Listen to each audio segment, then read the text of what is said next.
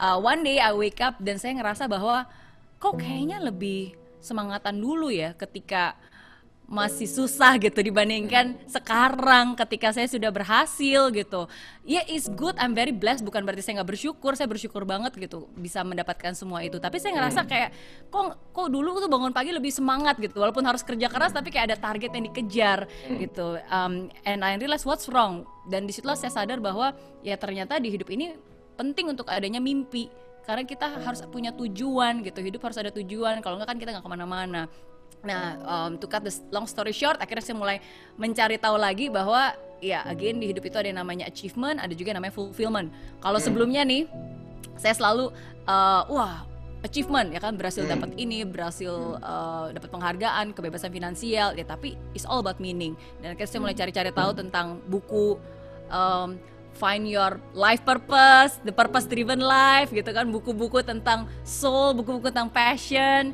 Nah, dan tahun 2010 ketika saya ulang tahun ke-30 baru akhirnya saya merumuskan lagi mimpi saya yang berikutnya maunya seperti apa 10 tahun ke depan. Nah, di situ akhirnya saya bilang, oke, saya mau bukan hanya untuk mendapatkan berjuta-juta dolar, tapi saya ingin bisa menciptakan dampak positif dalam kehidupan jutaan orang khususnya di Indonesia gitu. At that time I was still in Singapore and gak pernah kebayang bakalan balik ke Indonesia gitu. Tapi again, maksudnya ketika kita punya mimpi, kita just throw to the universe and kalau memang itu sesuai dengan jalannya Tuhan, kan Tuhan akan mengirimkan jalan. Ya, dan akhirnya dari situ kurang dari 2 tahun akhirnya saya diundang oleh Kick Andy waktu itu pada di Singapura. Tim researchnya Kick Andy pun juga notice ya, karena mereka mengundang saya men-sharingkan tentang kisah saya men-sharingkan tentang mimpi saya.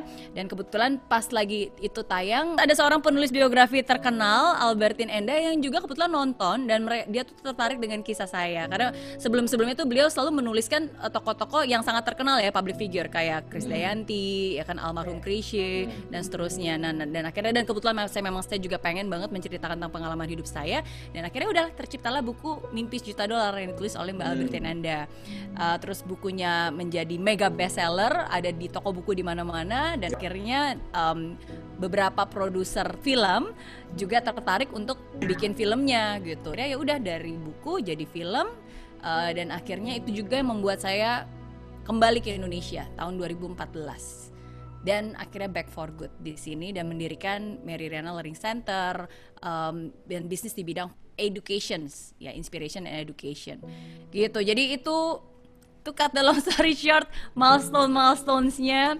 Dan itu sih, maksudnya ada yang memang plan, maksudnya memang mimpi besar, tapi ada juga yang memang sebenarnya itu bonus tambahan kayak film gitu, nggak pernah nyangka, tapi itu bonus yang Tuhan berikan kepada saya dan juga kepada Alfa sih, my husband. Yeah.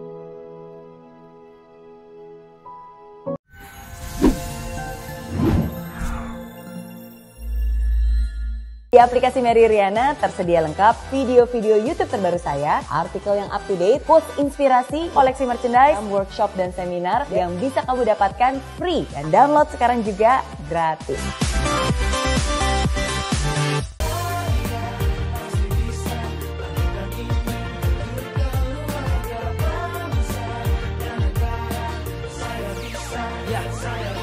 Laksana bumi tanpa hujan, hidup tanpa tujuan, kering dan mati tanpa hijaunya tumbuhan.